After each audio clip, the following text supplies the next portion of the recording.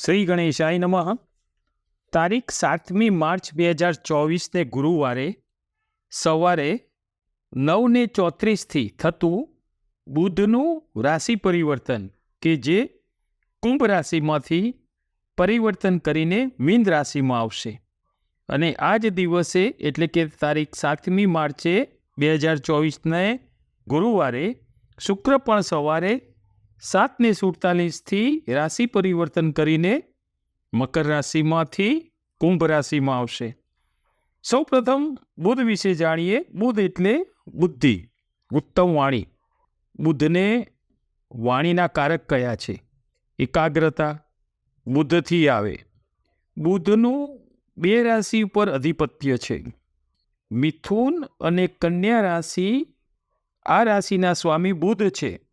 બુધ જન્મકુંડળીમાં ઉત્તમ ફળ આપનાર હોય તો શું મળે? તો જે તે જાતકને ઉત્તમ જ્ઞાન મળે, એનું વ્યક્તિત્વ પ્રભાવશાળી રહે અને ઉત્તમ વક્તા બને. આ બધી બુદ્ધની વાત થઈ. સાથે સાથે આપણે શુક્રનું પણ ગોચર જોઈએ છે, તો આપણે શુક્ર વિશે પણ વાત કરીએ. શુક્ર એટલે પુરુષત્વ, સારી પર્સનાલિટી, ભૌતિક સુખ અને સાથે સાથે ભોગ પણ. ભૌતિક સુખ અને એનો ભોગ, કે જેની કુંડળીમાં શુક્ર સારી સ્થિતિમાં હોય તો તેમને ભૌતિક સુખ ખૂબ જ સારું મળતું હોય છે.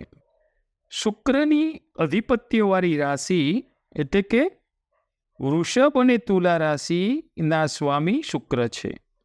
બુધ અને શુક્રની મહત્તા આપણે જોઈએ તો જાણીએ.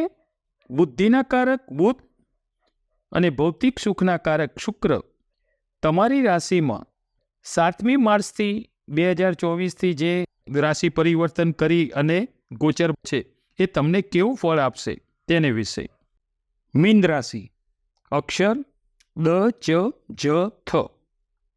મીન રાશિ માટે બુધનું, મીન રાશિનું અને શુક્રનું કુંભ રાશિનું ગોચર તમારી મીન રાશિ માટે બુદ્ધિના કારક બુધ તમારી રાશિમાં ગોચર કરશે. તમારી મીન રાશિમાં, તમારી ગુરુની મીન રાશિમાં બુધનું ગોચર અહીંયા તમને તમારો આત્મવિશ્વાસ વધારશે, તમારું વ્યક્તિત્વ, તમારી પર્સનાલિટી અને તમારું થિંકિંગ જે છે એ ખૂબ જ પોઝિટિવ બનશે. રાહુના પરમ મિત્ર બુધ રાહુ સાથે યુતિ કરે છે અને અહીંયા રાહુ પણ તમારી જ મીન રાશિમાં છે. એટલે રાહુને કારણે તમારે અહીંયા પડવા વાગવાથી સાચવવું, વાહન ચલાવવામાં પણ થોડી સાવચેતી રાખવાની.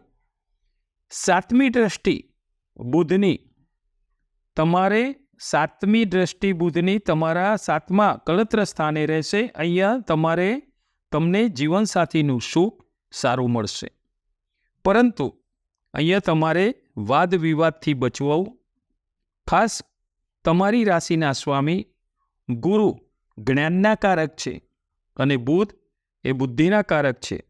આથી જ્ઞાન અને બુદ્ધિનો ઉત્તમ યોગ એ તમારી રાશિમાં અત્યારે બની રહ્યો છે. તમને તમારી વિચાર શ્રેણી તેમજ તમારી છટામાં એનો ફાયદો થાય, એનો સારો પ્રભાવ પડે.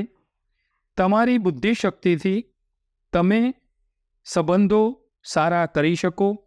બીજું, ભૌતિક સુખના કારક શુક્ર તમારી રાશિથી 12મા સ્થાનેથી ગોચર કરે છે.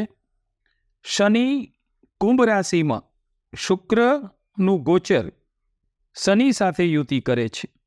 શનિની જ રાશિમાં શનિ સાથે શુક્રનું ગોચર, એટલે 12મા સ્થાનમાં શુક્ર તમને તમારા ઐશ્વર્યમાં વધારો કરે. 12મું સ્થાન શુક્ર માટે ખૂબ જ શુભ ગણાય છે. અહીંયા તમારું મેળવેલું, તમે જે ઉપાર્જન જે કર્યું હોય, તમે જે પ્રાપ્ત કર્યું હોય એ તમારું મેળવેલું તમે જ અહીંયા મોજ શોખમાં વાપરી શકો.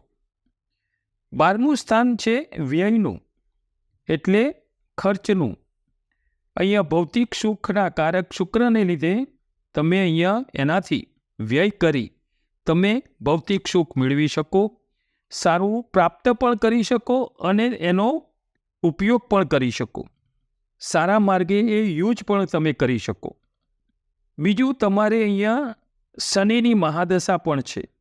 શનિની મહાદશાનો પ્રથમ તબક્કો એ તમને અહીંયા માનસિક ચિંતામાં વધારો કરાવે, ઓચિંતી કોઈ પણ તકલીફ ચિંતાઓ વધે, શનિને અનુલક્ષીને આ સમસ્યા થાય. એટલે કે તમને આરોગ્યની રીતે પણ ખાંસીની બીમારી પણ, તેમજ અહીંયા તમારે ખાસ આંખનું ખાસ સંભાળ લેવી અને તમારે ખાસ અહીંયા હનુમાનજીની ભક્તિ કરવી અને સવાર સાંજ હનુમાન ચાલીસાના પાઠ કરવા.